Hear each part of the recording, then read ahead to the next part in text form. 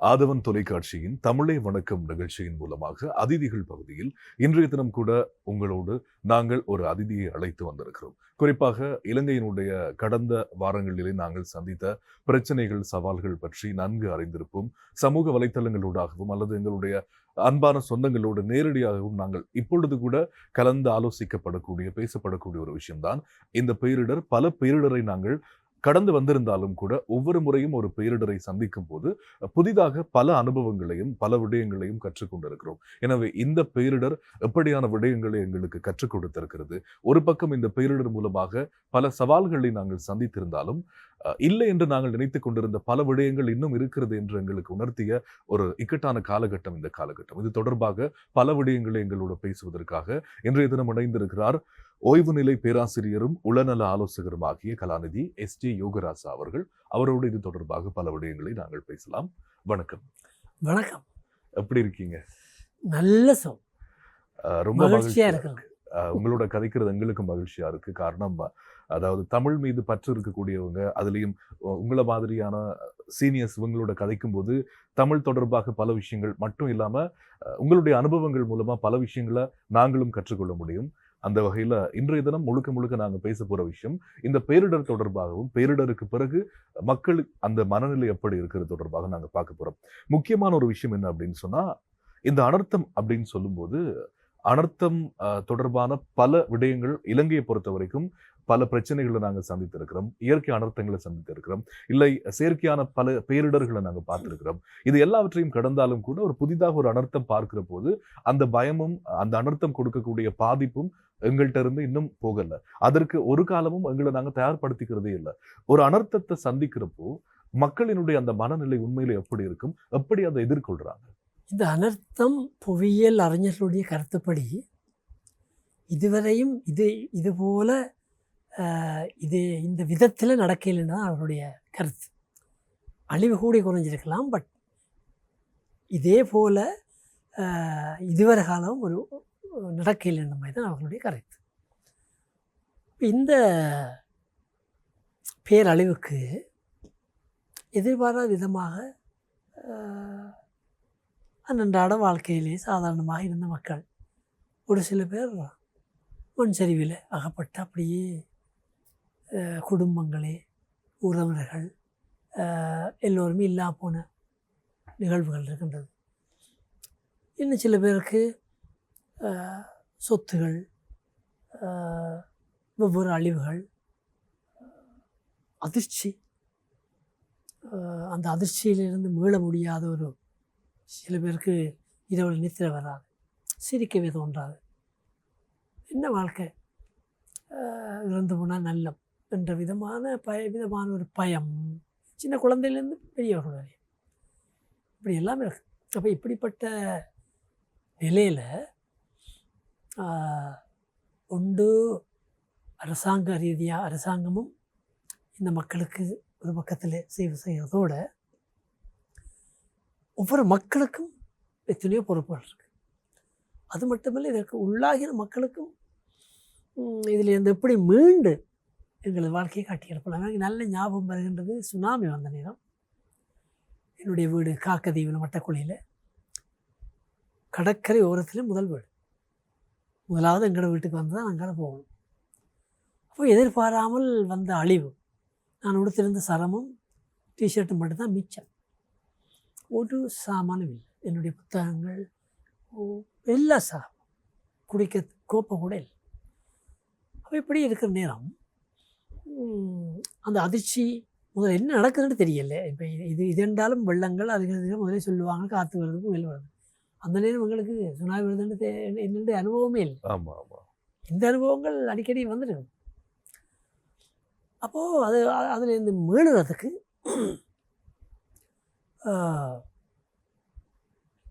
நான் என்ன பொறுத்தவரையில் ஒவ்வொருத்தருக்கும் இங்கே 4 மதங்கள் இருக்கின்றது. விசேஷமாக இந்த 3 மதங்கள்லேயும் கடவுள் நம்பிக்கை இருக்கின்றது, கடவுளை நம்புகின்ற மதங்கள்.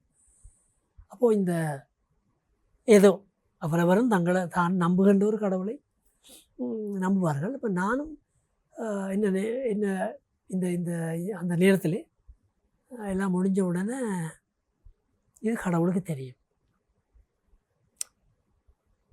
இதுக்கு அவர் அனுமதிச்சிட்டார்.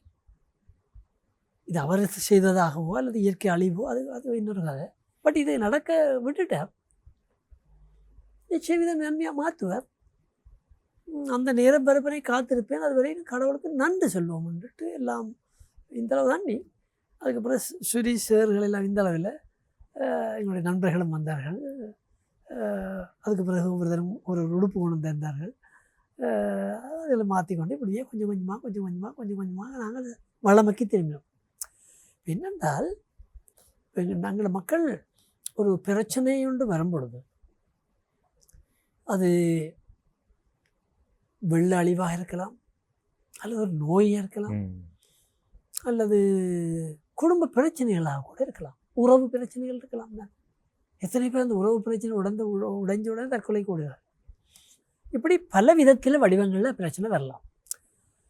எல்லாமே பிறப்புக்கும் இறப்புக்கும் இடையில பிறந்த ஒவ்வொரு உயிருமே கட்டாயம் இறக்கத்தான் வேணும். அப்போ எத்தனை ஆண்டுகள் வாழ்ந்தோம் என்பது அல்ல முக்கியம், எப்படி வாழ்ந்தோம் தான் முக்கியம். அப்போ கையை நினைச்ச இந்த வாழ்க்கையை நம்ம எப்படி மகிழ்ச்சியாக வாழ்றோம். இதுக்கு நான் கற்றுக்கொண்ட பாடம். இப்போ இது நான் மட்டும் இந்த பிரச்சனைக்கு முகம் கொடுத்தால் சும தாங்கலாம். அப்போ அந்த இறைவன் என்னோடு இருக்கிறார்.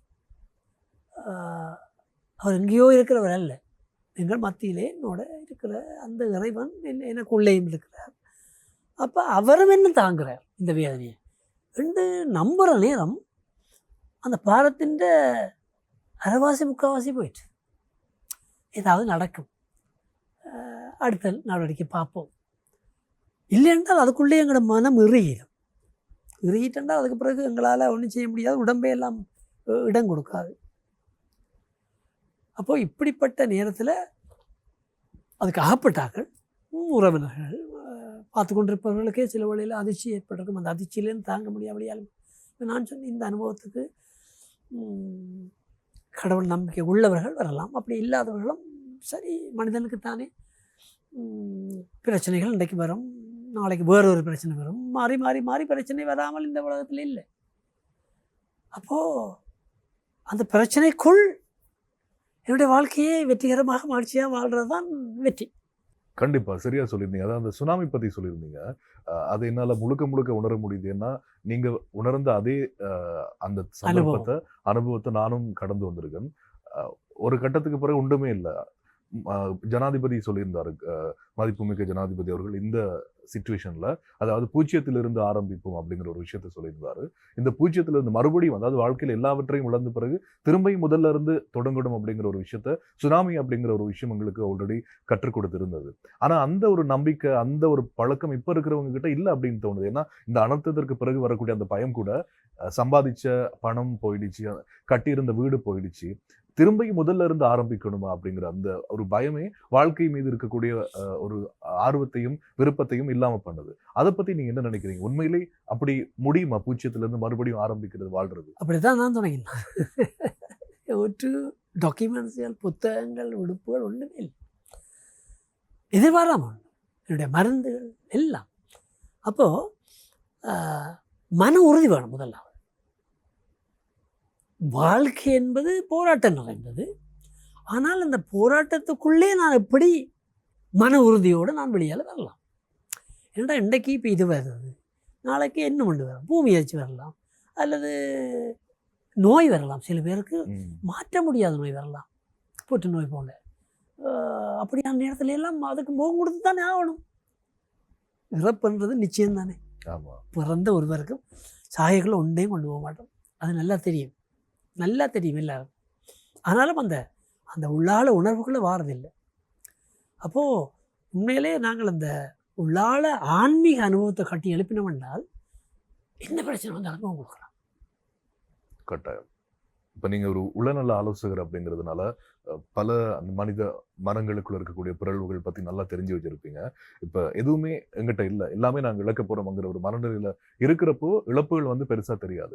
ஆனால் சில நேரங்களில் வாழ்க்கையில் அதீத ஆசைகளுடையும் அந்த எதுவுமே எங்களுக்கு நிரந்தரம் இல்லைங்கிற ஒரு எண்ணத்தை எங்களால் ஏற்றுக்கொள்ள முடியாமல் இருக்கிறது கூட இந்த மாதிரியான இழப்புகள் எங்களை இன்னும் அதிகமாக பாதிக்கிறதுக்கு காரணமாக இருக்கும். கட்டாயம் அதுதான் நான் சொன்னேன், அந்த ஆன்மீகம் என்பது எங்களை சக்தியாக்கும்.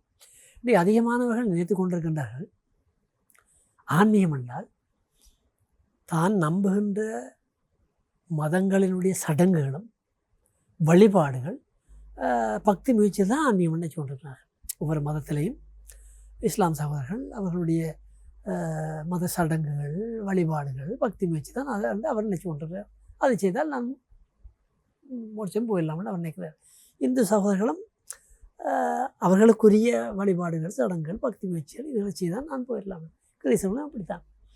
இதல்ல ஆன்மீகம். இது அந்த ஆன்மீகத்தை வளர்க்க இந்த வழிபாடுகள் சடங்குகள் பக்தி முயற்சிகள் எங்களுக்கு உதவி செய்யும். அப்போ ஆன்மீகம் என்றால் ஒருவருக்குள்ள வளர்க்க வேண்டியது 8 விஷயங்கள். ஒன்று அன்பு செய்கிற நிலை. அதற்காக தான் அன்பே அல்லா, அன்பே சிவம், அன்பே கடவுள் என்று. அந்த அன்புன்றது நாங்கள் நினைக்கிற மாதிரி எடுக்கிறதுக்காக கொடுக்குறது அல்ல அன்பு.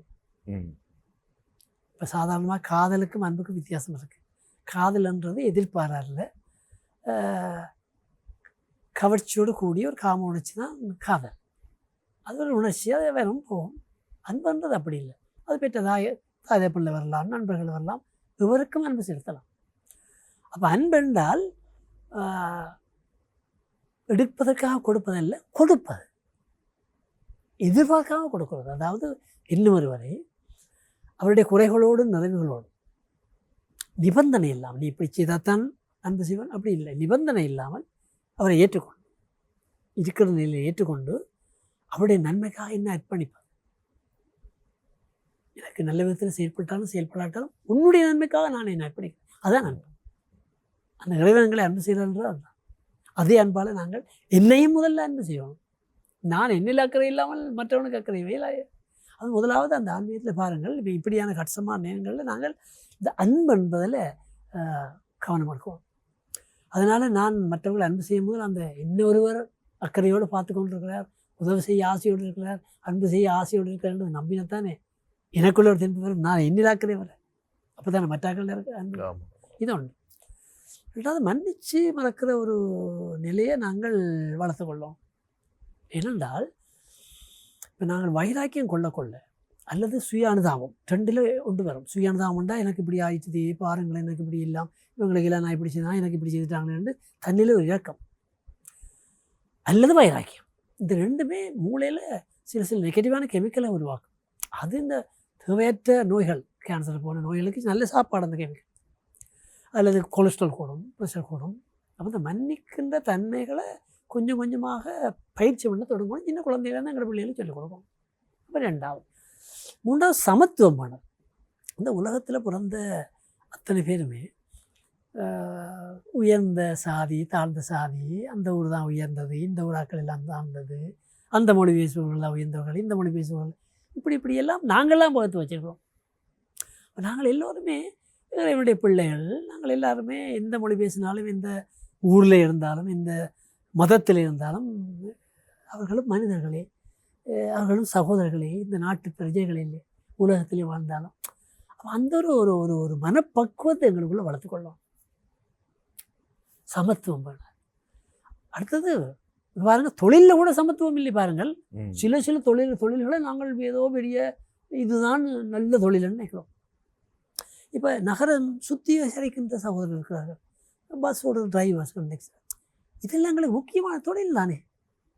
அப்போ அது எல்லாமே தொழில். சமத்துவம் இன்றைக்குள்ள தனியாக இந்த சாதியல் அது இதுன்னு மட்டும் இல்லை, தொழில். எங்களோட மனப்பான்மை மாறணும். அடுத்தது இருப்பவர்கள் இல்லாதவோடு பகிர்ந்து கொள்வது உள்ளவை. அது பணமாக இருக்கலாம், சிரிப்பாக கூடிய இருக்கலாம், அல்லது ஒரு அக்கறையாக இருக்கலாம், அல்லது ஏதோ இருப்பதை இல்லாதவோடு பகிர்ந்து கொள்ளலாம். இதெல்லாம் ஆன்மீகத்தின் குணங்கள். அடுத்தது அவசியமானதை மட்டும் பாவித்து எளிமை வாழ்வார். இன்றைக்கு போட்டி தானே. டிவி இல்லாட்டாலும் அன்றாண்டாலும் மேலே போடுவோம். அப்போ தான் எல்லாருக்கும் காட்டலாம். இல்லாததே இருக்கிறதா காட்டிக்கொண்டு என்னென்றால் எங்களை உள்ளுக்குள்ளே இல்லையென்றால் வெளி ஆடம்பரங்களால் எங்களை காட்டு பார்க்கும். உள்ளுக்குள்ளே உண்மையிலே இந்த ஆன்மீகத்தில் நிரம்பி இருந்தால் நான் நானாயிருப்பேன். இன்னைக்கு நான் நானாக இல்லையே, சமுதாயத்துக்குரிய நானாக இல்லை. நான் நிற்கிறேன், நான் நானாக இல்லை, எனக்குரிய நானாக இல்லை, அந்த இறைவனுக்குரிய நானாக இல்லை. அப்போது சமத்துவம் வேணும், இருக்கிறது இல்லாத கூட பகிர்ந்து கொள்ள, அது மட்டும் இல்லை, நீதி நேர்மையோட வாழ்கிறோம். ஒரு சமாதானத்தின் ஆரம்பமே அங்கே நீதி இருக்கும். நீதி இல்லாட்டா அங்கே சமாதானம் வராது. அடுத்தது உண்மையின்படி வாழ்கிறோம். இன்றைக்கி அந்த ஜெனுவின்னஸ். இப்போ பாருங்க, ஒரு மோட்டர் சைக்கிளில் பார்ட்ஸ் எடுத்தாலும் கடையில் போய் கேட்குறோம், இது ஜெனுவினா, இது ஜப்பான் பார்ட்ஸான்னு கேட்குறோம். அப்போ எங்கள் அன்பிலேயும் உண்மை இருக்கணுமே. நாங்கள் வாழ்கின்ற இடத்துல உண்மைத்தன்மை இருக்கணுமே. இந்த இந்த இடத்துல நான் வேலை செய்தால் இந்த இந்த இந்த இந்த இந்த நிறுவனத்துக்கு நான் ஒரு உண்மை உள்ள ஒரு ஒரு ஊழியனாக இருக்கணும். கணவன் மனைவிக்கு, மனைவி கணவனுக்கு, பெற்றோர் பிள்ளைகளுக்கு அந்த உண்மைத்தன்மை இருக்கணும், ஜெனுவின்னஸ். அது இங்கே அது பறந்து அரசியல் அங்கே எல்லா இடம். கடைசியாக பற்றற்ற நிலை. எதையுமே பற்றி பிடிக்க முடியாது. இது என்னுடையது, என்னுடையவர் அப்படி இந்த உலகத்தில் ஒன்றுமில்லை. எல்லாமே தற்காலிகமானதான். இந்த யதார்த்தத்தை உணர்ந்தால் ஒரு கணம் இழப்பு என்றது ஒரு பெரிய அதிர்ச்சி தான், தாங்கலாது. ஆனால் அதுலேருந்து மீளணும். அதுதான் வாழ்க்கை. இப்போ நாங்கள் போகிறோம், எதிர்பாராத விபத்து நடக்கலாம், எதிர்பாராத தோல்வி நடக்கலாம். நான் ஒன்று சொல்லாத ஒன்றை சொன்னேன்னு சொல்லி என் மேலே அவதூறு சொல்லலாம், அவமானம் பெறலாம். இவை எல்லாவற்றுக்குள்ளேயும் தான் வாழ்க்கை. இப்போ நாங்கள் இந்த இந்த இடத்துல இந்த பிரச்சனை இருக்கின்ற இன்னொரு இடத்துக்கு போனால் அங்கேயும் வேறு பிரச்சனை வருவாங்க. அப்போ எங்கே போனாலும் பிரச்சனைகளுடைய வடிவங்கள் மாறலாம். ஆனால் வாழ்க்கை என்பது அந்த பிரச்சனைகளுக்குள் இருந்து கொண்டு அதுக்கு எப்படி முகம் கொடுக்குறோம். நான் முதல்ல சொன்னது போல், நான் மட்டும் சுமையை தாங்கி கொண்டதை தாங்கலாம். என்னோட இன்னொரு ஆளும் சுமக்கிறார், அந்த இறைவனும் இருக்கிறார்ன்றதை அப்படி உண்மையாக நம்பைக்குள்ள பரவாயில்ல, அவரும் என்னோட சுமக்கிறார் தானே, வாரார் தானே, அவருக்கு தெரியும் தானே என்று அந்த நன்றி சொல்லிக்கொண்டு வரைக்குள்ள ஒரு ஒரு புதுவிதமான ஒரு. அப்போ இந்த இந்த கட்டத்தில் நாங்கள் சும்மா வழிபாடுகள், சடங்குகள், பக்தி முயற்சிகள் தான் ஆன்மீகம்னு சொல்கிறோம். அப்படி இல்லாமல் நான் சொன்ன இந்த இட்டையில் இந்த சின்ன குழந்தையிலேருந்து எங்களை குழந்தைகளுக்கு நாங்கள் படிப்பிக்கிறது இல்லை, எங்கள்கிட்ட இருந்து காற்றுக்கொள்வோம். இன்றைக்கு எல்லாத்தையும் படிப்பிக்கிறதுலாம் நாங்கள் சொல்லுவோம், போதிக்கிறோம் அல்லது அதை செய்கிறோம். என்னட்ட இருந்து ஒரு குழந்தை, என்னுடைய மகனோ மகளோ அதை இதை செய்யறதை விட அப்பாட்ட இருந்து அம்மாட்ட இருந்து நானும் இதை போல் செய்யணும்ன்ற ஒரு ஆசை. மற்ற பிள்ளைகளை நாங்கள் திருத்த இல்லாதவன். அதாவது நான் இருக்கக்குள்ளே செய்வான், அதுக்கப்புறம் அங்கே ஓடிடுவான், அதுக்கப்புறம் செய்ய மாட்டான். ஆனால் தானாக உணர்ந்து செய்யக்குள்ள அது அப்பா இருந்தாலும் சரி தான், இல்லாட்டாலும் சரி. இப்போ சில பேர் பாருங்கள், இப்போ நான் வீதியால் போய் கொண்டிருக்கிறோம், அந்த பச்சை லைட், மஞ்சள் லைட், சோப்பு லைட் வந்தவுடனே நான் வீதியை சோப்பு வந்தவுடனே நிப்பாட்டணும். சரி, சிலர் நகர் காவலர்கள் இல்லை, போலீஸ்காரர் இல்லையான்னு சொன்னால் அங்கேஞ்சு பார்த்துட்டு ஓடிடுவாங்க. அப்போ பாருங்கள், அவர் நின்றா பேசாமல் நிற்பாங்க நல்ல உள்ள மாதிரி. அது அல்ல, எனக்குள்ளேயே நான் என்ன நிர்வகிக்கப்படவும். அது குழந்தையில இருந்து. வளர்ந்த பிறகு ஆக்களை மாத்திரம் சரியான கஷ்டம். சின்ன குழந்தைய கல்வி முறையின் மூலமாக, பெற்றோர்கள் மூலமாக, வீட்டில் இது வரும். வந்தால் இப்படிப்பட்ட அதிர்ச்சியான சம்பவங்கள் வரைக்குள்ள நாங்கள் முகம் கொடுக்க பழகலாம் சின்ன குழந்தைகள். கட்டாயம். அழகா மதம், ஆன்மீகம் இது ரெண்டுக்குமே நிறைய வித்தியாசம் இருக்குன்னு சொன்னீங்க. ஆன்மீகம் எங்களுக்கு சொல்லிக் கொடுக்கக்கூடிய ஒரு 8 விஷயங்கள் அப்படின்னு சொன்னீங்க. இது எல்லாவற்றையும் இந்த ஆன்மீகம், மதம் இது ரெண்டுக்குள்ளேயுமே குழப்பிக் கொள்ளக்கூடியவங்க, சில நேரங்களில் மதத்தை மட்டுமே கட்டி கொண்டு இருக்கக்கூடியவங்க இருக்காங்க. இந்த ஆன்மீகம் தொடர்பான தெளிவு இல்லாதவங்க, உண்மையிலே இந்த மதத்தை மட்டும் கட்டி கொண்டு இருக்கிறவங்களுக்கு இந்த ஆன்மீகம் கொடுக்கக்கூடிய விஷயங்கள் மதங்கள் கற்றுக் கொடுக்கிறதா? அது எந்த மதமா இருந்தாலும். அதான் மதங்களை மதம் முடிச்சுட்டீங்க. இல்லை, மதத்தின் பேரால் நாங்கள் ஒரு ஆளுகளை கொல்லுவோமா? அங்கே மதங்களுக்கு மதம் முடிச்சுட்டு அதான் விட. ஆன்மீகம் இல்லை என்றால் அது இன்றைக்கு ஒரு சின்ன உதாரணம் சொல்கிறேன். சில வேளைகளிலே எல்லாரும் இல்லை, ஒரு சிலர் எங்களுடைய பயங்களை யாராவது ஏதாவது செய்து வச்சுட்டாங்களோ, அல்ல நான் நாளைக்கு என்ன மாதிரியோ, காலம் சரியில்லையோ, கிரகம் இப்படியான பயங்கள் இருக்குன்னு தானே எதிர்காலத்தை பற்றி. இப்போ எங்களோட பயங்களையும் குற்ற உணர்வுகளையும் பக்தி உணர்வையும் மூலதனமாக்கி உழைக்கிறார்கள். ஆமாம், நாங்களும் பயந்து அவங்களுக்கு பின்னால் அவங்க சொல்ல எல்லாம் செய்து லட்சக்கணக்கில் கொடுத்தோம். அப்போ இந்த தெளிவுக்குள்ளே வந்துட்டோம் என்றால் கடவுள் என்னோட இருக்கிறார், அவருக்கு விருப்பமானதான் செய்யணும். அதாவது சில பேர் நினச்சி கொண்டிருக்காங்க கடவுள் இருந்தால் ஒன்று நடக்காது. அது சூழலால் நடக்க வேண்டியெல்லாம் நடக்கும். ஆனால் நான் இதுக்குள்ளே எந்த விதத்தில் செயல்படுகிறேன், இது என்னுடைய அனுபவம். ஆ. அப்போ அதனால் பிரச்சனைகள் வருது, துன்பங்கள் வருது, அவமானங்கள் வருது, எதிர்பாராத சம்பவங்கள் வருது, சுனாமி வந்துச்சு, விபத்துகள் வந்துச்சு, அது முதலாவது குழந்தை இறந்துச்சு, மூன்றாவது குழந்தை இறந்துச்சு, இப்படிலாம் கணக்க நிகழ்ச்சிகள் வந்துச்சு. ஆனால் இது இப்படித்தான் கொஞ்சம் கொஞ்சமாக எதுவுமே நிரந்தரம் இல்லாத ஒன்று தானே அந்த வாழ்க்கை. ஆமாம். ஆனால் அண்டையிலிருந்து இன்று வரையும் வந்துட்டோம். இன்னும் எவ்வளோ தூரம் போகணும்னு தெரியல. ஆனால் இந்த கடைசியில் விட்டுட்டு போகணும். என்ன தேர்ந்தால் மனித நேயத்தை இந்த நான் சொல்லிட்டு இப்படி அடுத்த சந்ததிக்கு கடத்தணும். நாங்கள் அடுத்த சந்ததிக்கு என்னத்தை கடத்த பார்க்குறோம்? இப்போ இருக்கும்பொழுது சாப்பிட்றதும் இல்லை, ஒன்றும் இல்லை, காசு காசு காசு காசுன்னு சொல்லி கட்டி வச்சு எல்லா இடத்துலையும் வாகனங்கள் வீடுகள் எல்லாத்தையும் சேர்த்து வச்சுக்கிறோம். இரவில் போனால் நித்திரையும் இல்லை. கடைசியில் இறந்த உடனே எல்லாத்தையும் அதுக்காக மற்றாக்கள் சண்டை பிடிப்பாங்க. அப்போ இருக்கும் பொழுது இந்த வாழ்க்கையை அனுபவிக்கணும். ஐயா, வாழ்க்கை வாழத்தானே இந்த கையில் அடைஞ்சிருக்கு. சில பேர் கையில் இருக்கிற நேரம், தன்னோட இருக்கிற நேரம் அதை பற்றிய அக்கறை இல்லை. தன்னை விட்டு போனால் பிறகு ஐயோ இருந்திருந்தால் நல்லா இருக்குமே, என்னை விட்டுட்டு போயிட்டாளே அல்லது போயிட்டாரே, அதுக்கு பிறகு அது வேலையே இல்லையே. இந்த உலகத்தில் குறை இல்லாத ஒருவரும் இல்லை. நிறைகளோடும் குறைகளோடும் தான் நாங்கள் இருக்கோம். அப்போது இந்த ரெண்டிலையும் எப்படி மற்றவர்களோடு நாங்கள் வாழலாம், அதோட கலை. வாழ்க்கையினுடைய குறிக்கோளே மகிழ்ச்சியாக வாழ்கிறதானே ஐயா. மகிழ்ச்சியாக வாழ்கிறதா இருந்தால் ஒரு 5 விஷயம் முக்கியம். ஆன்மீகமானது 8ன்னு சொன்னான். மகிழ்ச்சியாக வாழ்கிறது, மகிழ்ச்சின்றது சந்தோஷம் போகிற மகிழ்ச்சி வரும். சந்தோஷம்ன்றது ஒரு மனநிலை, ஒரு உணர்ச்சி. இப்போ உதாரணமாக நான் ஒன்று நினைக்கிறேன், அது கிடைச்ச உடனே எனக்கு சரியான சந்தோஷம், அது போயிடும். ஆனால் மகிழ்ச்சின்றது ஒரு மனநிலை. வேதனைக்குள்ளேயும் கஷ்டத்துக்குள்ளேயும் துன்பத்துக்குள்ளேயும் மகிழ்ச்சியாக வாழலாம். அப்படி என்றால் 5 விஷயத்தில் நான் வளருவோம். வளர்ந்தால் என்னுடைய ஆளுமை வளரும், பர்சனாலிட்டி. முதலாவது என்னுடைய உடல் ஆரோக்கியமாக வச்சுருக்க பார்க்கணும். எதை சாப்பிடணும், எதை குடிக்கணும், எதை தவிர்க்கணும்ன்றதை, இந்த உடலை ஆரோக்கியமாக வச்சுருக்கு என்னென்ன செய்யணுன்றதை நான் தேடி பார்த்து செய்வோம். இது முதலாவது. 2வது அறிவு வளர்ச்சி. இந்த அறிவு வளர்ச்சின்னு சொல்லும் பொழுது நல்லா அதிகமானவர்கள் படிக்கிறார்கள், அது செய்கிறார்கள், இது செய்கிறார்கள். சில பேருக்கு உடல் ஆரோக்கியம் இருக்குது, அறிவு வளர்ச்சியும் இருக்குது, பெரிய பேராசிரியர் கூட இருப்பாங்க. ஆனால் உணர்ச்சிகளை மன உணர்ச்சிகளை முதிர்ச்சி இல்லாமல் இருக்கலாம். சின்ன குழந்தைய போல உணர்வுகளை எப்படி வெளிப்படுத்தணும்னு தெரியாது. அந்த அறிவு மூலையில் இருக்கிற அந்த அறிவுக்கு அந்த பகுதி கொஞ்சம் வளர்ந்துருக்கு. உணர்ச்சிகளுக்கு இருக்குது இன்னொரு பகுதி லிம்பிக்னு சொல்லி ஒரு இடத்துல இருக்குது, சின்ன மூளைக்குள்ள. அதில் அமித்தலான்னு சொல்லி ஒரு சின்ன புளியம் கொட்ட மாதிரி ஒன்று இருக்குது. அதுதான் அந்த உணர்ச்சிகளை உருவாக்குறது. இந்த உணர்ச்சிகளை வெளிப்படுத்துறதுக்கு இந்த நெத்திக்குள் உள்ளுக்குள்ளே இருக்குது சரியாக இந்த கேஸ் சிலிண்டர் இருக்குது தானே, அதில் இருந்துட்டு அந்த அடுப்புக்கு போகிறதுக்கு அந்த ரெகுலேட்டர் இருக்கிற மாதிரி 3 இருக்குது. அது முதிர்ச்சி இல்லையென்றால் வார உணர்வுகள் சிந்தனையில் தான் படபடபட கக்கிடும். இங்கே என்ன சொல்கிறேன்னே தெரியாது. இன்னைக்கு அதிகமான நாட்களுக்கு அது வளரையில் அறிவு வளர்ந்துருக்கு. அறிவில் நியாயமாக படிச்சிருப்பார். ஆனால் உணர்ச்சிகள் இப்போ என்ன சொல்கிறது, என்னத்தை கதைக்கிறது, உணர்ச்சிகள் எப்படி வெளிப்படுத்துறது தெரியாது. அது வளராட்டால் உறவு சிக்கல் வரும். அப்போ முதலாவது உடல் ஆரோக்கியம், அறிவு வளர்ச்சி, மன உணர்ச்சிகள் முயற்சி. 4வது ஆன்மீக முயற்சி நான் சொன்னேன்.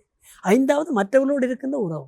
இந்த 5லையும் நான் ஒவ்வொரு நாளும் வளர்ந்தோம். நாங்கள் என்ன செய்கிறோம்டா, பிள்ளைகளுக்கு சாப்பாடை கொடுக்குறோம், உடலுக்கு நல்ல உடுப்புகள் வாங்கி கொடுக்குறோம், நல்ல பள்ளிக்கூடங்களில் படிப்பிக்கிறோம். இவ்வளோதான். அந்த மற்ற 3லேயும் பெரிய அந்த ஆன்மீக மண்டைக்குள்ளே சடங்குகள் ஒவ்வொரு நாளும் அந்தந்த மதங்களுக்கு ஏற்ற மாதிரி செய்கிறோம். அதான் இந்த 5ஐயும் நான் வளர்த்து கொண்டு வரும்பொழுது என்னுடைய ஆளுமை வளரும்.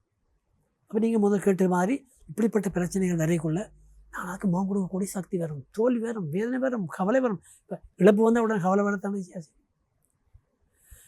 துன்பம் வரும், கோபம் வரும். இதுகளெல்லாம் உணர்வுகள் வரும் போகும். ஆனால் அதை நிர்வகிக்கிறதுக்கு தான் படம். கட்டாயம் சரியாக சொல்லியிருந்தீங்க. இன்னொரு விஷயம், நீங்கள் இதை பற்றி பேசும்போது இந்த இழப்புகள் அனர்த்தங்கள் அப்படின்னு கதைக்கிறப்போவே முக்கியமாக இந்த உளவியலில் இருக்கிற ஒரு பெரிய ஒரு விஷயம் என்னென்னா, அது நம்ம யார் இழப்பு அப்படின்னாலே ஒரு பெரிய பயம் இருக்குது எங்களுக்கு. அது நாங்கள் நேசிக்கிறவங்களை இழக்கிறோம், இல்லைண்டா நாங்கள் சேர்த்து வச்ச சொத்தை இழக்கிறோம். ஆங்கிலத்தில் வந்து ஃபியர் ஆஃப் லாஸ் அப்படின்னு சொல்லுவாங்க. இந்த பயம் எங்களுக்குள்ள எப்போ போகுதோ அப்போவே வந்து எங்களுக்குள்ள பெருசாக அந்த இழப்புகள் பாதிப்பை ஏற்படுத்தாது இல்லையா?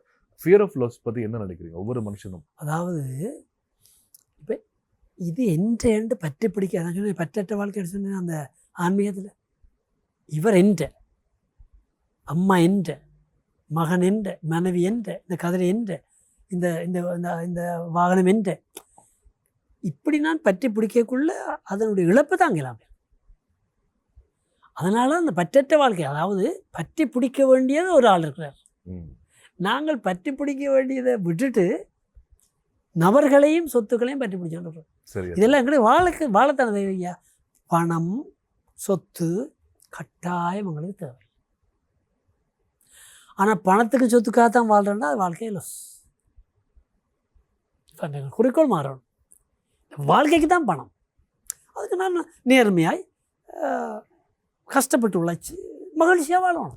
கடைசியில் சில பேருக்கு கொட்டி கொண்டு காசு கிடக்கும், வீட்டில் நிம்மதி இல்லை, ஒரே சண்டை, உணவை உண்ணும்பதற்கு கூட இந்த நேரம் இல்லை, நிம்மதி இல்லை, இரவு நித்திரவரே இல்லை. அப்போ என்னையா வாழ்க்கை? என்னத்துக்கு வாழ்கிறோம்? நிறைய விஷயங்கள் சொல்லியிருந்தீங்க. அனர்த்தம், அதற்கு பிறகு எப்படி மக்கள் அவங்களோட வாழ்க்கையை திரும்ப கட்டி எழுப்புறது, மதங்களுக்கும் ஆன்மீகத்துக்கும் இடையில இருக்கக்கூடிய அந்த ஒற்றுமை, முக்கியமாக எங்களுடைய வாழ்க்கையினுடைய குறிக்கோளே மகிழ்ச்சியாக இருக்கிறது தானே. இந்த மாதிரி நீங்க சொல்ற ஒரு சில விஷயங்கள் எல்லாம் எங்களுக்குள்ள பல கேள்விகள் எழுப்பக்கூடிய மாதிரியான வார்த்தை பிரயோகங்கள் தான் நீங்க பயன்படுத்துறது எல்லாமே. கண்டிப்பா இன்னும் நிறைய விஷயங்கள் உங்கள்கிட்ட கேட்கணும். அதுல முக்கியமான உண்டு, இந்த அனர்த்த காலகட்டத்துல எத்தனையோ பாதிப்புகளை நாங்க பார்த்திருந்தாலும் மனிதாபிமானம்ங்கிற ஒரு விஷயம் உண்மையில எங்களுக்குள்ள இவ்வளவு இருக்காண்டு எங்களுக்கு ஒரு பெரிய வியப்பை ஏற்படுத்தி இருந்தது. காரணம், பல நேரங்கள்ல மனிதங்க மேல வைக்கக்கூடிய ஒரு குற்றச்சாட்டு தான் பணத்தை நோக்கி இந்த நவீன காலகட்டத்தில் ஓடிட்டு இருக்கிறப்போ பக்கத்து வீட்டுக்காரங்களையோ இல்ல பக்கத்துல உள்ளவங்களை பத்தி நம்ம யோசிக்கிறது இல்லைங்கிற ஒரு பெரிய குற்றச்சாட்டு மனிதர்கள் மேல வைக்கப்படுது. ஆனா இந்த காலகட்டத்துல உள்ளூர்ல இருக்கக்கூடிய எங்களுடைய மக்களும் சரி, இல்ல எங்களோட நாட்டை கடந்து வெளிநாடுகள்ல இருக்கக்கூடிய மக்களும் சரி, நிறைய உதவிகள் பண்ணியிருக்கிறாங்க. இதை பத்தி நீங்க என்ன நினைக்கிறீங்க? உண்மைதான். ஒவ்வொரு தோல்விக்குள்ளேயும் வேதனைக்குள்ளேயும் இழப்புக்குள்ளேயும் ஏதொரு நன்மையும் இருக்கும். அதான் முதல் சொன்னேனே, நான் எனக்கு சுனாமி வந்த நேரம் இது இந்த படைச்சவருக்கு தெரியும் இந்த பிரச்சனை, இடம் கொடுத்துட்டார், இதை நன்மையாக மாற்றுவார்ன்ற ஒரு வார்த்தை சொன்னேன். அந்த நேரம் எனக்கு நல்ல ஞாபகம். மாற்றி உடுத்து எனக்கு உடுப்பில்லை. அப்போ நண்பர்கள் தெரிஞ்சவர்கள் எல்லாம் ஒன்று தந்தார்கள், எனக்கு மனைவிக்கு பிள்ளைகளுக்கு எல்லாம். அப்போது 4-5 உடுப்புகள் வந்துடுச்சு. இப்போ எங்களுக்கு எங்களோட தெருவுக்கு அடுத்த தெருவிலையும் இழப்பு தானே, அதில் ஒரு குடும்பம் கொஞ்சம் பிள்ளைகள் கூட இருக்கும். அப்போ நானும் மனைவியும் என்ன செய்தோம், எங்களுக்கு கிடைச்சதில் ஒன்றை கொண்டு போய் அவங்களுக்கு கொடுத்துட்டு வந்தோம். என்னுடைய மகள் சின்ன பிள்ளை. அவர் சொன்னால், அப்பா அவருக்கு ஒரு 3 கவுன் கிடச்சிருக்கு, நானும் கொண்டே கொடுக்க போகிறேன்ப்பான்னு. நல்ல சந்தோஷம். அவள் சொன்னால், இந்த 3 கவுன்லேயும் இதுதானப்பா வடிவான கவுன், அதைத்தான் கொடுக்கணும் போல இந்த மனம் சொல்லுவான்னு சொன்னான். எனக்கு கூட்ட உணவு வந்து இப்படி தெரியுமா, எனக்கு கிடைச்சது நல்லதை வச்சுக்கிட்டு தான் கொடுத்துலாம். பாருங்கள், அந்த குழந்தையோடாக இறைவன் என்னோட பேசுது. அப்போ இந்த இந்த இந்த இந்த இழப்புலையும் கூட பாருங்கள், பிரதேச பேதம் பாராமல், மதபேதம் பாராமல், இனப்பேதம் பாராமல், குலபேதம் பாராமல் துடிச்சு கொண்டு வடக்கில் இருக்கிறோம், தெற்கில் பாருங்க, தெற்கில் இருக்கிறது, அங்கே ஒரு கிழக்கில் இருக்கிறது, எத்தனை பேர் வெளிநாடுகள் இருந்து கூட. ஆனால் என்ன கொண்டு முந்தைய ஒரு சிக்கல் இருந்தது. இப்போ நாங்கள் ஒரு உதவி செய்தால் அந்த அந்த கொடுத்தவர் கொண்டை கொடுப்பாரான்ற ஒரு சந்தேகம் வந்து. ஆனால் இந்த முறை எல்லா மக்களுக்கும் எல்லா நாடுகளுக்கும் ஒரு நம்பிக்கை வந்துருக்கு, இவர்களிடம் கொடுத்தால் கட்டாயம் கொண்டு சேர்ப்பாங்க. நான் நேற்று முன்னாள் கூட பார்த்தேன், தோட்ட தொழிலாளர் கூட அவருடைய சம்பளத்திலே ஒரு கொஞ்சம் பேர் சேர்த்து ஜனாதிபதி முதல்ல அந்த நிதியத்துக்கு கொடுத்தாங்க. சந்தோஷமாக பாருங்கள், இருக்கிறத அந்த இது கொஞ்சமாக இருந்தாலும் அதுக்குள்ளே மற்றவருடைய வேதனையை புரிஞ்சு கொள்கின்ற ஒரு தன்மை. அப்போ இப்படிப்பட்ட ஒரு இழப்புக்குள்ள மற்றவருடைய வேதனை, மற்றவருடைய இழப்பில் ஓடி ஏதாவது செய்யணும் என்ற ஒரு உணர்வு இதில் என்ன விளங்குது என்றால், ஒவ்வொரு மனிதனுக்குள்ளேயும் இந்த நல்ல உணர்வுகளும் இருக்குது, கெட்ட உணர்வும் இருக்குது.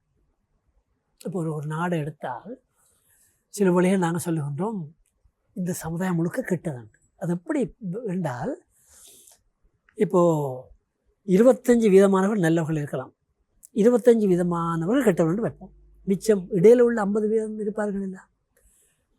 இப்போ இந்த 25% கொஞ்சம் நல்லவர்கள் மேலோங்கி கொண்டிருக்கும் பொழுது இந்த 50 இங்கே இந்த பக்கம் சாயும். அப்போ சமுதாயத்தை பார்க்க கூட நல்ல மாதிரி தெரியும். இந்த கெட்டவர்கள் 25% மேலோங்கி வரைக்குள்ள இந்த நடுவில் இருக்கிற 50 இஞ்சி சாஞ்சால் சமுதாயம் கெட்டது போல தெரியும். அப்போது சமுதாயத்தில் அதே போல் ஒவ்வொரு மனிதனுக்குள்ளேயும் 2 குணமும் இருக்குது. நல்ல குணங்களும் இருக்குது, கெட்ட குணங்களும் இருக்குது. ஆனால் இந்த இப்படியான ஒரு ஆபத்து நேரத்தில் எவ்வளவுதான் கெட்ட குணம் உள்ளவர்களாக இருந்தாலும் அந்த அவர்களுக்குள்ளே இருந்த உள்ளாழத்தில் இருந்த அந்த அந்த நல்ல குணங்கள் வெளியால் வர தொடங்கிட்டு அவர் ஓடுகின்றாங்க. பெருந்தேசம் பார்க்கல, எங்கே கூக்குள்ள இருக்குது அங்கே போயிட்டு உதவி செய்ய போகிறாங்க. இந்த நாட்களில் கூட நான் பார்க்குறேன் சில வீடியோஸ்களில் ஐயோண்டு அலுவலர்கள் கேட்கும்பொழுது அவர்கள் ஆஸ்பத்திரி கொண்டு போகின்றார்கள், அப்படி செய்கிறார்கள் இப்படி செய்கிறார்கள். இதை நாங்கள் கட்டி எழுப்பணும்.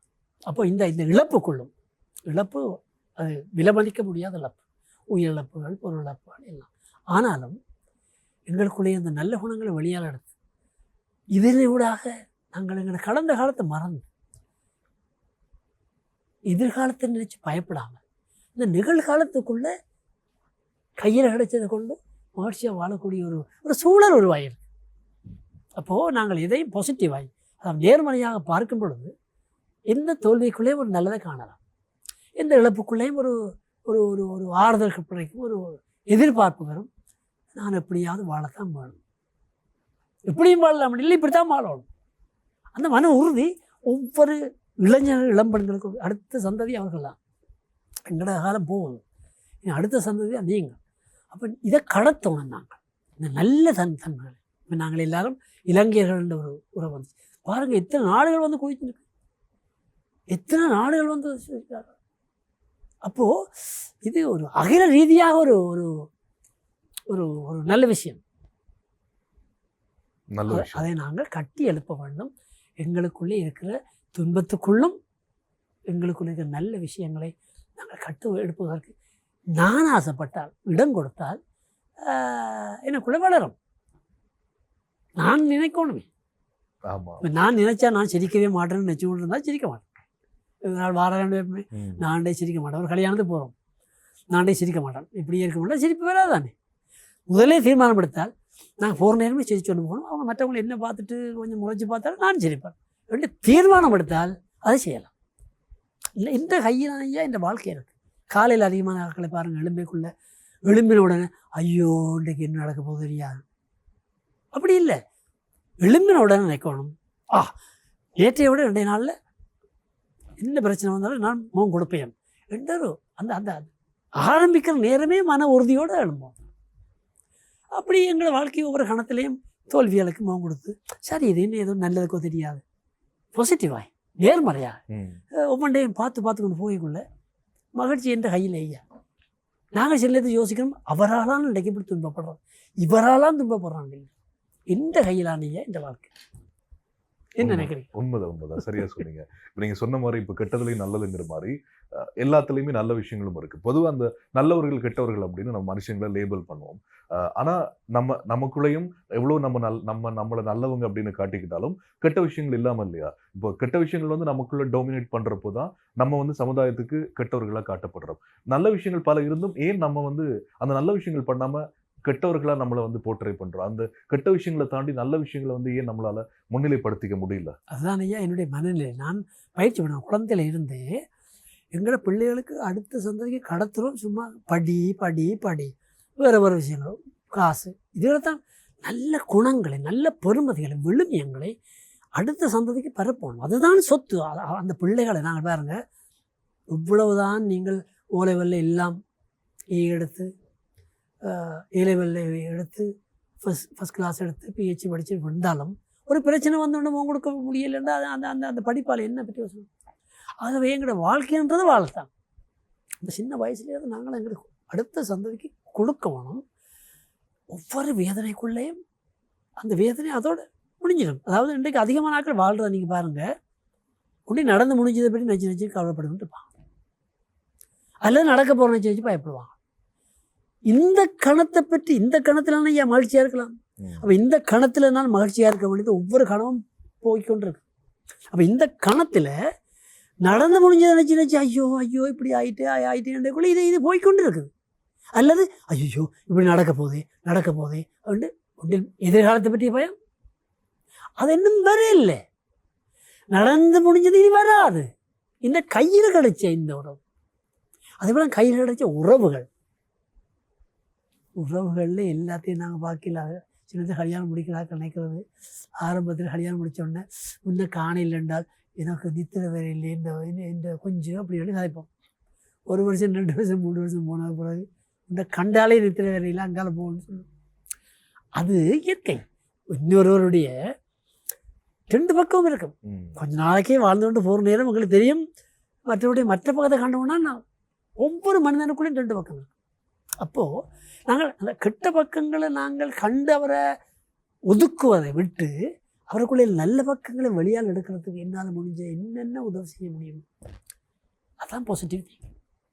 எனக்குள்ளேயும் நல்லதுகள் இருக்குது, கெட்ட 2 குழந்தையிலேருந்து 2 வந்திருக்கு, என்னுடைய பரம்பரையால் வந்திருக்கு. இப்போ இதுக்குள்ளே கூட கூட கூட கூட நான் அதிகமாக புத்தகங்கள் எழுதுனது கூட ஐயா நான் விட்ட தவறுகளை அனலைஸ் பண்ணுவேன். சரி, இன்றைக்கி நான் இப்படி ஏன் இப்படி செய்து, நான் அவர் அப்படி சொல்லும் பொழுது எனக்கு ஏன் கோபம் வந்தது, அப்படி செய்யும் பொழுது நான் கலவரப்படினான், என்னுடைய பதில் இப்படி இருந்தது என்று நான் ஒவ்வொரு நேரமும் என்னைக்குள்ள சுய ஆய்வு செய்து கொண்டு இருப்பேன். இந்த சுய ஆய்வு தான் மிக முக்கியம். மற்றவரை எல்லாம் ஆய்வு செய்யணும். அவர் எங்கே போகிறார், எங்கே வார, ஏன் அப்படி பார்க்குறார்கள், அதை விட்டுட்டு அவர் அப்படி பார்க்கக்குள்ள எனக்குள்ள என்ன நடக்கும், நானாக இருக்கிறேன்.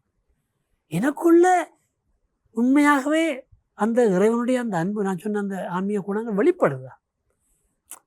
எல்லாமே 100க்கு 100% முடியாது ஐயா. ஆனாலும் விழுந்து விழுந்து எழும்பி போகிறவன் தானே மனிதன். விழுந்தாலும் கிடக்கக்கூடாது. பிளவினங்கள் இருக்குந்தானே ஐயா. அந்த பிளவினங்கள் எங்களுக்குள்ளே இருந்து வெளியால் வந்தாலும் அதோடு எங்கள் வாழ்க்கை முடியாது. நாங்கள் அதிலிருந்து அடுத்த கட்டத்துக்கு நகர வேண்டும்.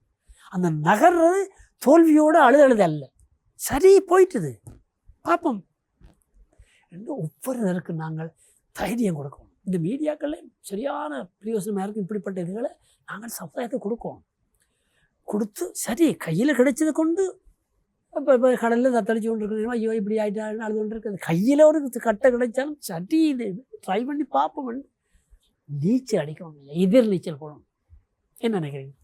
கட்டாயமா நீங்க பேசும்போது அந்த சொன்ன விஷயம் தான். இப்போ ஒருத்தர் ஒரு நேரத்துல எங்களுக்கு பிடிக்குது, இன்னொரு நேரத்துல பிடிக்காம போகுது. ஏன்னா இன்னொரு பக்கம் தெரிய ஆரம்பிச்சதுக்கு அப்புறம் அவங்க மேல இருக்க ஈடுபாடு சில நேரங்களில் குறையலாம். இது பொதுவா ஒரு அலுவலகமா இருக்கலாம், இல்ல ஒரு கம்யூனிட்டியா இருக்கலாம், ஒரு சமுதாய மனித உறவுகள் ஒரு கூட்டமா இருக்கிறப்போ, இல்ல ஒரு மனித உறவுகள் குடும்பத்துக்குள்ள இந்த மாதிரி பொதுவா இருக்கக்கூடிய பிரச்சனைகள் அப்படின்னு பாக்குறப்போ எங்க தவறு நடக்குது அப்படின்றீங்க? சம்டைம் கம்யூனிகேஷன் எரோஸ் இருக்கலாம். முதலாவது ஐயா, நாங்கள் மற்ற ஆளுக்குள்ள தான் குறைய தேடுறோம். நான் என்ன நினைக்கிறேன், அவர் அப்படி சொல்லும் பொழுது எனக்கே கோபம் வரும். அப்போ எனக்குள்ள இந்த அதிர்வலைகளை, பாசிட்டிவ் நேர்மறையான அதிர்வலைகளை உருவாக்கும் பொழுது, இப்போ சில பேர் நீங்கள் பாருங்கள், வீட்டுக்குள்ளே இருந்தால் நல்ல சந்தோஷமாக இருப்போம். சில பேர் வந்துட்டு போன உடனே இருந்த சந்தோஷம் இல்லாமல், ஆனால் எவ்வளவோ கவலையோடு இருக்கக்குள்ளே ஒரு சில பேர் வருவார்கள், எல்லா கவலையும் இல்லாமல் போயிடும்.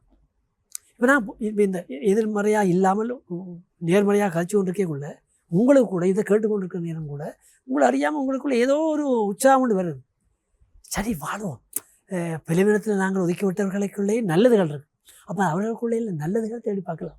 எல்லா மனிதர்களுக்குள்ளேயும் நல்லது இருக்கும், கெட்டது இருக்கும். நாங்கள் எதை பிடிக்கிறோம் என்றால் அவருக்குள்ளே வெளிப்பட்டு அதான் எங்களை வலிக்குது, அதையே பிடிச்சி கொண்டு தீர்ப்பிட்டுட்டு இவர் இப்படித்தான் சொல்லிட்டு, அப்போ அவர் அதிலேருந்து வெளியால் நல்லவராக வாரத்துக்கு நான் வாய்ப்பு கொடுக்குறதில்லை. ஆகவே நானும் எனக்குள்ளே இருக்கிற கெட்ட குணங்களை பார்த்து என்ன வாழ்க்கை என்று அப்படி நினைக்கக்கூடாது. எனக்குள்ள நல்ல குணங்களும் இருக்குன்னு நானே அதை நினச்சி கடவுளுக்கு நன்றி சொல்லுங்க. நன்றி சொல்லுகின்ற ஒரு உணர்வையா மூளையில் 2-3 நல்ல கெமிக்கல் வருவாங்க. அது எத்தனையோ நோய்கள் இல்லாமல் நல்லா நித்திரை வரும், பசி வரும், இந்த கேன்சர் வராது, இப்படியே தான் நிறைய விஷயங்கள் இருக்கு. இல்லை, இது பற்றி எனக்கு ஒரு கேள்வி இருக்கு. உண்மையில் இப்போ நன்றி சொல்றது ஒரு கெமிக்கலை உருவாக்கும் அப்படின்றீங்க, அது நான் புதுசாக கேள்விப்படுறேன். ஆனால் உண்மையிலே நன்றி சொல்றப்போ எங்களுக்குள்ள ஏதோ ஒரு திருப்தி, ஒரு ஃபீல் ஒன்று வரும் இல்லையா? உண்மையிலே அதை பற்றி கொஞ்சம் எனக்கு விளக்கமாக சொல்ல முடியுமா? அதுதான் ஐயா நான் சொல்லி, அந்த இது கடவுளுக்கு தெரியும், இதுக்கு இடம் கொடுத்துட்டார், இது நன்மையாக மாற்றுவார், அவரை நேர்மறைப்பனை காத்திருப்பேன், அதுவரை நன்றி சொல்லிக்கொண்டே இருப்பேன்னு சொன்னாங்க. ஒவ்வொரு நிகழ்ச்சிக்குள்ளேயும் நான் இதுக்கு நன்றி, நிறைவா நன்றி நன்றின்னு எனக்குள்ளே சொல்லிக்கொள்வான். என்ன யாராவது பிள்ளையா விளங்க நேரம் உணர்வு வரும் கவலை, ஆனாலும் அதுக்குள்ளேயும் அந்த கவலையிலிருந்து வெற்றி கொள்ள நன்றி நன்றி நன்றி என்னும் ஒன்று நன்றி உணர்வு என்ன ஒன்று இருக்குது. இப்போ யாராவது ஒரு சின்ன உதவி செய்தால் கூட அவர் எனக்கு 3 கெடுதல் செய்திருக்கலாம், ஆனால் 2 நல்லதும் செய்திருந்தால் எந்த ஒரு நாள் எனக்கு 2 நல்லது செய்திருக்கிறாருல்ல. அப்போ நானே அதை பார்க்காமல் இதை பார்த்து கொண்டிருக்கிறேன். 2 அந்த அந்த வலிச்சதையை மட்டும் பார்க்காமல் செய்த உதவிக்கும் நன்றி உணர்ச்சி இருக்கும் பொழுது அவரை பற்றி அதை பயிற்சி பண்ணணும். நாங்கள் என்னத்தை பயிற்சி பண்ணோம்னா, இப்படி செய்துட்டார், இப்படி சொல்லிட்டார், எனக்கு இல்லை இது இல்லை இன்னும் வேணும். அப்போ ஒன்றை சுய அனுதாபத்துக்குள்ள போவோம் அல்லது வைராக்கியத்துக்குள்ள. 2மே ஆபத்தான உண்டு. சுய இறக்கம் அல்லது சுய அனுதாபமும் ஆபத்து, வைராக்கியமும் ஆபத்து. இந்த 2க்குள்ளே போனோம் என்றால் வாழ்க்கை அவ்வளவுதான். அதனால் உறவுகளை பாதிக்கும். ஆகவே கையில் கிடைச்ச வாழ்க்கை, இப்படியான உறவுகள் இன்னும் ஒருக்கா கிடைக்குமோ தெரியாது. அதனால் கிடைச்ச சந்தர்ப்பத்தில் கிடைச்ச வாழ்க்கையில் முழு பயன் எடுக்க மகிழ்ச்சியோடு வாழ்வோம், அந்த இறைவனோடு சேர்ந்து. கட்டாயம். நாங்கள் அனர்த்தத்தை பற்றி பேசியிருந்தோம். அனர்த்தம் தொடர்பான பல விஷயம் நீங்கள் பகிர்ந்துருந்தீங்க. பொதுவாகவே அனர்த்தத்துக்கு பிறகு பாதிக்கப்பட்டவங்களும் சரி, இல்லை அந்த பாதிப்புகளை பார்த்தவங்களும் சரி, உள ரீதியாக நிறைய பாதிப்புகளுக்கு உள்ளாவாங்க. ஏன்னா எந்த ஒரு விஷயத்துக்கு பிறகு அதை சந்திக்கிற நேரத்தையும் தாண்டி அதை சந்தித்து அது சரியானதுக்கு பிறகு கூட எங்களுக்குள்ள ஒரு பெரிய மனப்பிறழ்வு வரும் இல்லையா? அதுல இருந்து மக்கள் எப்படி வெளியில் வர்றது? 2 விதமாக இருக்குது. ஒன்று அதிர்ச்சி என்று சொல்லி இருக்கு, ட்ரோமா. அப்போ அதுக்கு கவுன்சிலிங் செய்யும் பொழுது அதிர்ச்சி வைத்தியம் என்று அது இன்னொன்று. சாதாரணமாக உறவுகள் வேதனைகள் இருக்கக்குள்ள அது இன்னொன்று. 2 அதுக்கு வேறு விதம், இதுக்கு வேறு விதம். அதை பற்றி நாங்கள் இன்னொரு நாளைக்கு கதைக்கலாம். அது என்ன அதிர்ச்சி வைத்தியம், சாதாரணமான கவுன்சிலிங் என்னன்னு அது எப்படி இதை தொடக்கினால் அது எனக்கு நேரம் போதாது. அதுக்கு கிட்டத்தட்ட ஒரு 20 நிமிஷம் அரைமணித்தியாலும் வேணும். அப்போ அதை இன்னொரு நாளைக்கு கதைப்போம். அப்படியான உதவிகள் மூலமாக கொண்டு எங்களுடைய நான் சொன்னேனே வழிபாடுகள், சடங்கு, பக்தி முயற்சிகளுக்கு உள்ள என்னோட ஆன்மீகத்தை வளர்க்குறது மூலமாக மற்றவருக்கு அவருடைய இரக்க குணத்தில் நாங்கள் மற்றவர் உதவி செய்கிறது மூலமாகவும் விழுந்திருந்த ஒவ்வொருத்தருக்கும் கை கொடுத்து தூக்கி தூக்கி விட்டோம்டா இந்த சமுதாயம் எங்கே ஐயா போகும்? எங்களோட நாடு எவ்வளோ அழகாக வரும். நாங்கள் இருடையே பார்த்து பார்த்து பார்த்து வெட்டுறதெல்லாம் நிற்கிறோம், அழிக்கிறதெல்லாம் நிற்கிறோம், பழி வாங்குறோம் அல்லது சுயநதாபத்தில் என்ன பழி வாங்குறோம். இது 2மே ஆபத்தாங்க. அதனால் கையில் கிடைச்சது ஒரு முறைதான் இந்த வாழ்க்கை. இன்னும் இருக்கா பிறப்பமோ இல்லையோ அதெல்லாம் தெரியாது. இன்னொரு மூச்சு நிறம் இருக்கோ எனக்கு தெரியாது. இப்போ எங்களை வாழ்கிற சூழலை மோட்சமாக மாற்றுவோம். வேதனைக்குள், கஷ்டத்துக்குள், தோல்விக்குள், இழப்புக்குள் வென்ற கையெல்லாம் இருக்கின்ற வாழ்க்கை. மற்றவரை குறை சொல்லுவேன், அவரால் நான் அன்றைக்கு இப்படி இருக்கணும், அதெல்லாம் நான் எந்த வாழ்க்கைக்கு நான் தான் மக சொல்லுவேன்.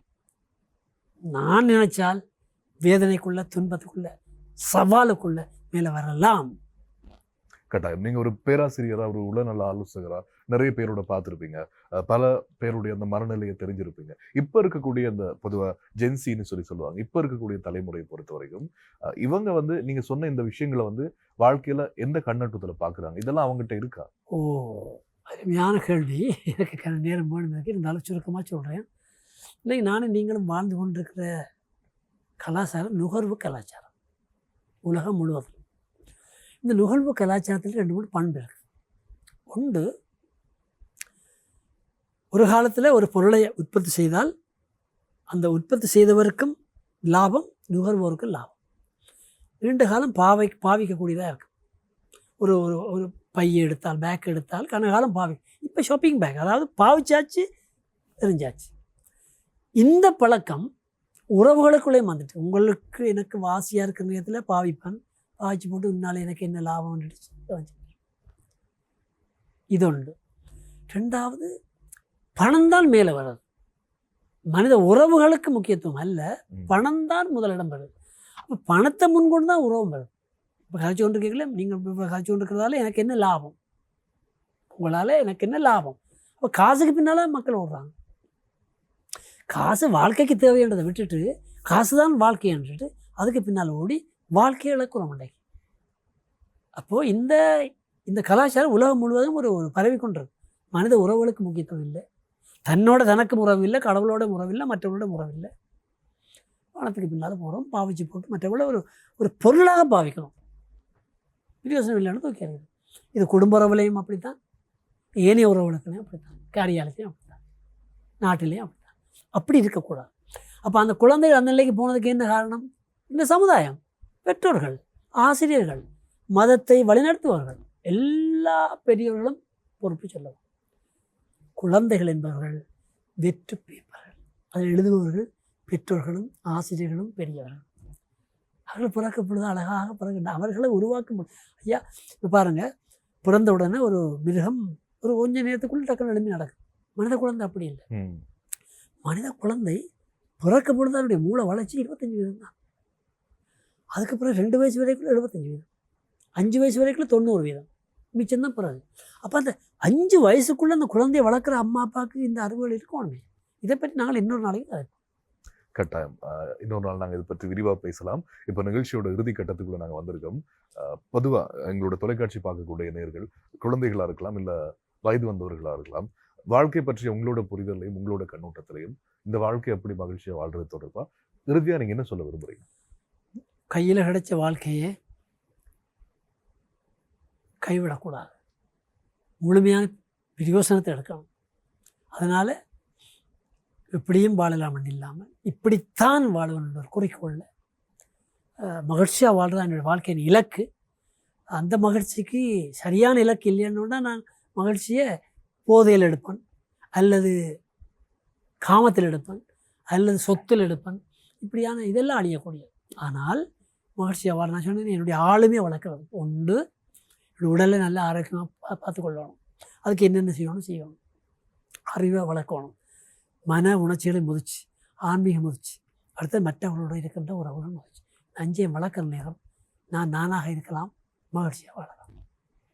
கட்டாயம் நிறைய விஷயங்கள் என்று இதன் உங்களோட பகிர்ந்திருந்தீங்க. பொதுவாகவே நீங்கள் உங்களுடைய அனுபவங்கள், வாழ்க்கை பற்றி உங்களோட புரிதல், மதம், ஆன்மீகம் இவை எங்களுக்கு கற்றுக் கொடுக்குற விஷயங்கள், அனர்த்தம் அப்படின்னு சொல்லி பல விஷயங்கள், உங்களோட அனுபவம் இன்னும் நிறைய பேரை போய் சேரணும் அப்படின்னு நாங்கள் ஆசைப்படுறோம். வாழ்த்துக்கள், உங்களுடைய பயணம் தொடர. இன்றைய தினம் உங்களுடைய நிகழ்ச்சியை கலந்து சிறப்பித்தமைக்கு ரொம்ப நன்றி. நன்றி, வணக்கம்.